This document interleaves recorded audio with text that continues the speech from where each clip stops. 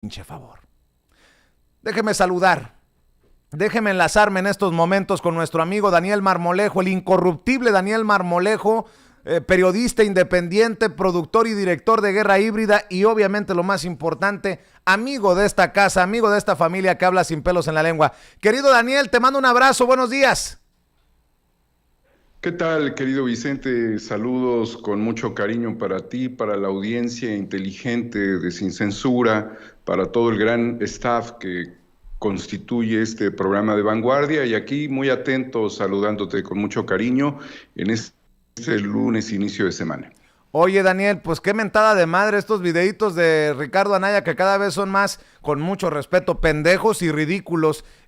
Quiere defender, porque no lo entiendo de otra manera, a los montajes, a Loret en su nuevo video y dice que el gobierno de López Obrador es un gobierno de montajes y que no ha cumplido. Pues habría que preguntarle si no está cumpliendo López Obrador, ¿por qué andan con el trasero en la mano los Roberto Gil Suart? ¿Por qué Lavalle Mauri está en el bote? Y podemos irnos por la lista si quieres. Vicente, dicen que la mejor defensa es el ataque y lo que está haciendo en este momento Ricardo Anaya es desafiar al gobierno en un tiempo de campañas políticas donde él no representa a nada ni a nadie, pero sí a latinos, como bien lo señalas, porque es la misma tónica. Igualmente señalar, querido Vicente, que el posicionamiento de Ricardo Anaya, primero es una confesión que el verdadero montaje es él. Fue un montaje como legislador, el montaje para que llegaran las reformas neoliberales de Peña Nieto. Él estuvo allí presidiendo la mesa directiva con la reforma energética y forma parte de los chayotes que obtuvieron a través de pues Emilio Lozoya, obviamente con acuerdos con Videgaray, con Peña Nieto, estos panistas que se volvieron más extorsionadores a los priistas, ¿no? Los extorsionaron. Y el que en este momento él quiera salir a atacar y decir que no se está haciendo nada o que las cosas se han hecho mal, nos pone en relieve la situación en donde tarde o temprano él va a querer victimizarse. Realmente deberían de ser un poco más humildes respecto a las cosas que han hecho en contra de este país. Y la humildad les vendría muy bien, querido Vicente, porque es una oportunidad también de regenerarse dentro de la vida pública de México, pero no están interesados en regenerarse, sino están interesados en mantenerse bajo los esquemas de privilegios. Sabemos que un notario lo tiene demandado, sabemos que fue utilizado en sus montajes, utilizó a una notaría para lavar el tema de las propiedades que supuestamente adquirió y con las cuales obtuvo muchas ganancias desproporcionadas. Y lo que está claro, Vicente, es de que él está operando financieramente o con respaldo financiero dentro de esta burbuja. Sería muy fácil identificar quiénes lo apoyan. En realidad es parte de una estructura dentro de la llamada guerra híbrida. Pero este no solamente es híbrido, es un güerito desabrido. Oye, Daniel Marmolejo, te van a decir que es muy clasista, discriminador tu comentario. No, sí lo es desabrido y es güerito. O sea, a mí los güeros me caen muy bien, igual que los prietos como tu servidor, y las morenas y las güeras, y de todos colores y sabores. Ese no es el tema, Vicente. Es una forma de identificar a este sujeto, a Riquín Canallín, con el tema de la cartera. Y lo de desabrido es real, porque fíjate que no logra convencer a nadie. O sea, Ricardo Anaya convenció obviamente a ciertos sectores del panismo, pero no a todos, convenció a ciertos sectores de la sociedad, que esa sociedad sí es clasista, convenció a quienes creían que él era pues un generador y promotor de buenas ideas a través de sus presentaciones en PowerPoint, pero a fin de cuentas terminó en un vacío como candidato, como persona. Le llamaba mucho la atención a la gente cómo era que se mantenía su familia en Atlanta, bajo qué esquemas financieros, y todo esto realmente lo hizo un personaje que no cuajó. O sea, realmente es un sujeto muy crudo en todos sentidos, ¿no? De allí que pues es desabrido a 360 grados, no tiene proyección política, no tiene talante, se ve que el que se monta en los escenarios es él y la gente le recrimina en las redes sociales diciendo, tú nos vienes a mostrar nuestra realidad como si fuera una realidad angustiante. Angustiante lo es para él, pero la gente está acostumbrada diariamente a subirse en el metro, a andar en la combi, a chambear durísimo, porque en este país realmente la gente trabaja mucho, mucho, mucho, Claro. Vicente, y se expone mucho. Entonces, el generador de montajes es él, pero es parte de toda una estrategia que el presidente ha exhibido con el montaje de Loret de Mola. De allí que lo que están haciendo es apropiarse de conceptos como montaje para criticar al presidente de montajes cuando los que son los amos y señores de los montajes son ellos. Vicente, Televisa, y no de ahora, de muchos años atrás, con el tema de René Bejarano era parte de un montaje y allí participó Broso, también participó la producción de su programa, participó Federico Doring, participó Diego Fernández, participó Carlos Salinas de Gortari y desde luego el payaso asqueroso. Entonces todo esto se hizo en una conspiración donde le quitaron el teléfono y realmente lo dejaron incomunicado. Allí lo sometieron y se volvieron en un aparato inquisidor. Y otro montaje también, querido Vicente, lo planteamos con el presidente el jueves pasado, fue el tema del desafuero, porque fue con una escritura apócrifa. Incluso el presidente mencionó que había un terreno que le decían el volador, porque nunca daban con esta ubicación física. Es parte de todos los temas en donde ves que realmente el sistema político, los medios de comunicación y los intereses económicos se confabulaban. Y este personaje crudo, desabrido, es parte justamente de esa estrategia, pero no genera rendimientos. En términos neoliberales, es un sujeto que no genera rendimientos. Oye, mientras logramos enlazar a Mario Delgado, querido Daniel Marmolejo, también déjame preguntarte sobre Porfirio Muñoz Ledo, porque en esto hay fuego de afuera, fuego de adentro, fuego por todos lados. El gran problema de México con la acumulación de poder del presidente López Obrador es la restauración autoritaria, así lo acusa el diputado federal de Morena, Porfirio Muñoz Ledo, que le ha tirado lumbre también a Mario Delgado por no permitirle, dice él, la reelección. ¿Me escuchas, Daniel? Vamos a ver si Daniel Marmolejo nos escucha. Vamos a ver si ya lo tenemos. Daniel, ¿me escuchas?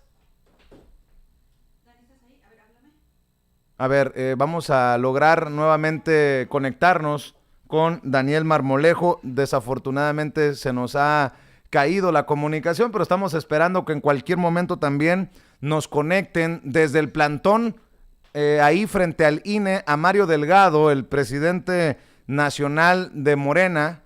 Y bueno, vamos a platicar con Mario Delgado también de temas fuertes. Daniel Marmolejo, te saludo vía telefónica, querido Daniel, disculpa nuevamente la situación ahí de conexión, pero te preguntaba por el fuego, entre comillas, amigo, que significan las declaraciones de Porfirio Muñoz Ledo, quien parece estar haciendo un berrinche y dice, el gran problema de México con la acumulación del poder del presidente López Obrador es la restauración autoritaria. ¿Cómo ves? Pues mira, sí hay una restauración, querido Vicente, y en esto hay que coincidir, porque lo que ellos dejaron, los neoliberales, fue un país endeudado y un país con un sistema político decrépito de muchas décadas. El problema es llamarle autoritarismo. Yo creo que puede evaluarse una posición central ante el robo sistémico, que pudiéramos decir en términos físicos, concéntrico a como sucedía con los gobernadores, con todo el aparato gubernamental y con todas las representaciones estatales, los gobiernos de los estados y los congresos, que eran quienes autorizaban los enormes endeudamientos. Entonces, Vicente, la posición que era Peña Nieto robaba y concéntricamente todos robaban. Calderón comenzó robando la elección y después todos podían robar, pues si había robado él, pues como no iban a robar los otros, ¿no? El presidente ha hecho algo que es más inmersivo, que es tomar determinaciones muy consistentes para no aflojarles el billete. Yo creo que eso es lo que le pudieran llamar autoritarismo acaso, no soltarles el billete a diestra y siniestra como cuando hubieron excedentes petroleros en el caso de Fox y de Calderón. Pues yo creo que está muy bien en este momento que haya suficiente control y que también se controlen desde el centro muchas de las acciones para evitar el despilfarro, como en el tema de las medicinas. Imagínate qué pasaba con el ejército mexicano en los tiempos neoliberales. Pues llegaban y les decían que había que comprar tales o cuales equipos o tecnologías, y lo hacían porque pues el presidente era neófito y no le preocupaba, digamos, la influencia del complejo militar industrial en nuestro país y el enorme gasto que se hacía en diferentes rubros. Ahora, le pueden llamar centralismo al Banco del Bienestar. Pues está muy bien, Vicente, porque finalmente va a ser una dispersión controlada que va a llegar a todo el país. Ahora, ¿cuál es la idea federalista? Va a llegar a todo el país, pero no se le va a entregar a los depredadores. Imagínate entregarle dinero excesivamente a los gobernadores que endeudaban a los estados y que generaron una desconcentración absoluta de los recursos públicos para reconcentrarlos en sus acreedores, ¿no? Inevitablemente se vino generando también una pobreza en el interior del país, porque ya no se podían contratar obras locales, porque ya no alcanzaba la nómina siquiera para los pagos de los trabajadores en los municipios, porque ya no tenían perspectiva. Entonces la única posibilidad que tenían los gobernantes que llegaban con estos endeudamientos, pero seguían siendo neoliberales, era generar nuevamente endeudamiento. Había una falsa idea de que los gobiernos no quebraban. Pues cómo no, si quebraban a los pueblos, quebraban los gobiernos. Pero esto era justamente la estrategia para que unos cuantos salieran más ricos dentro de la posición política de representación o administración pública. Eran verdaderos contubernios. Entonces, sacudir a la federación ha significado más que una dispersión absurda y maquiavélica del dinero para proteger intereses privados, el demostrar que puede haber un orden central. Si Porfirio a esto le llama autoritarismo, yo creo que hay un intento de definición conceptual que no cuadra en este momento. Y creo que estoy viendo un hombre muy dolido en la etapa pues de la vejez, de la adultez mayor, y que no debiera él comportarse de esa manera. Ahora, si políticamente él tiene cuentas con Mario Delgado, está muy bien que se arreglen políticamente, ¿no? Pero si vamos a lanzar tirol, por decirlo menos, tirol, este yeso que tiraban antes con una maquinita para cubrir escenarios, cubrir paredes y techos, si va Porfirio a lanzar tirol, café, pues mejor que se cubra él mismo. Daniel, ¿qué piensas del tema del INE, de este plantón a las afueras del INE de Félix Salgado Macedonio, de Raúl Morón, de decenas de personas que estamos viendo las imágenes antes del enlace con Mario Delgado, quien ha llegado a apoyar? Ayer veíamos las imágenes también de Gerardo Fernández Noroña apoyando este plantón. ¿Existe la posibilidad desde tu perspectiva que este enfrentamiento con el INE, fíjate, con el árbitro, termine pues siendo positivo para el movimiento, que levante los ánimos y la fuerza del movimiento, o cómo lo ves tú? Mira, ha habido soberbia por parte del INE y no de ahora. Ha habido intentos de desaparecer partidos orbitales como en el año 2015. Ha habido por parte del INE el interés de mantener el esquema neoliberal de los grandes recursos para el desarrollo de procesos electorales. Vicente, el INE está pues realmente en una posición pues verdaderamente incómoda para el pueblo de México, porque estaría tratando de quitarle posiciones a candidatos en zonas que son muy importantes, ya ganadas, porque hay que decirlo, Guerrero ya está ganado, ¿sí? Nada más que no quieren que sean personajes que les generaron controversia, no solamente por los salarios, sino hasta por las formas en las que operaba el INE, como en el caso de Salgado Macedonio. Yo creo que el árbitro está desbordado y creo que también es conveniente la manifestación. Desde hace mucho tiempo hemos promovido que haya movilizaciones. Solamente con las movilizaciones se puede generar pues un ámbito de repudio ante condiciones que serían exacerbadas, como el quitarle los derechos políticos de participación a Salgado Macedonio. Evidentemente también creo, Vicente, que son aspectos que técnicamente se tienen que aclarar.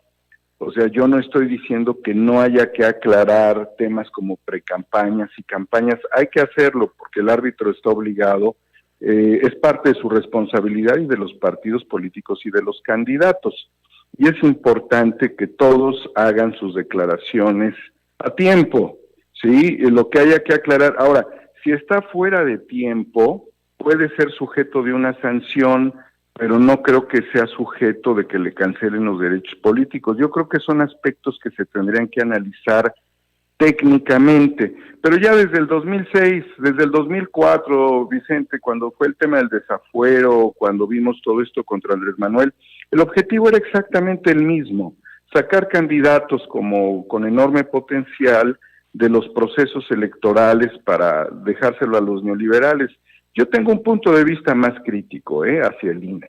Mi reflexión hacia el INE es que el INE no está operando solo y no opera con una propia línea de árbitro, sino que hay otros que se creen árbitros en el contexto internacional, quienes estarían dictando órdenes, y lo tengo que repetir, por el oro, por la plata, por el uranio, por el litio, por los bosques, por la amapola, por las playas, por todo lo que tú quieras, gustes y mandes, por el agua dulce, por el potencial energético, por el potencial petrolero, por todas las riquezas, en donde ellos ven la riqueza sin la gente. ¿A qué me refiero yo? A los metapoderes terrenales. Finalmente son los que tratan de incidir en las políticas en los distintos países del mundo, como en el caso de Bolivia, y particularmente, querido Vicente, en el caso de México, pues hay que ir quitando a los que son enemigos de las corporaciones. En el fondo es eso, por eso ves que fue una campaña escalonada. Tú le pegas por acá, tú le pegas con el tema personal sexual, tú le pegas con el tema electoral, tú le pegas porque está feo, ¿no? O sea, la idea es pegar, pegar, pegar y pegar, pero pues eso ya no cabe en un ámbito democrático moderno como el que México pretende. Entonces, si habla de autoritarismo en Porfirio Muñoz Ledo, que hable del INE. Así es, mi querido Daniel Marmolejo, como siempre hay que invitar a la gente para que te respalde con los incorruptibles, que te respalde con Guerra Híbrida, que respalde los esfuerzos independientes. Sí, que nos echen la mano en todo sentido, querido Vicente, porque si tú te das cuenta, acabo de sufrir por enésima vez una desconexión contigo y no había forma de garantizar técnicamente que esto sucediera si no es con el árbitro extraterritorial, el señor Google, que es el papá de YouTube. Entonces, estos cortes, estas acciones que son muy dirigidas a tu amigo y servidor, Daniel Marmolejo, tienen que ver con determinaciones extraterritoriales.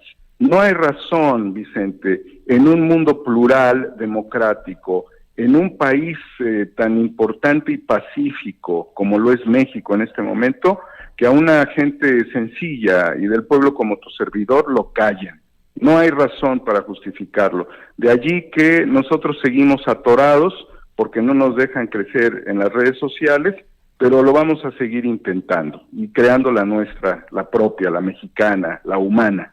Así es que Homo Ex Novo en Twitter y desde luego, querido Vicente, 4A República, Incorruptibles, Guerra Híbrida. Te mando un abrazo, Daniel Marmolejo, y pues tú sabes que toda mi solidaridad, sé de qué hablas, y duro, no demos paso atrás. No, ni un paso atrás y mueran los traidores, Vicente. Con mucho cariño te abrazo. Te mando un abrazo, gracias, Daniel Marmolejo, estamos en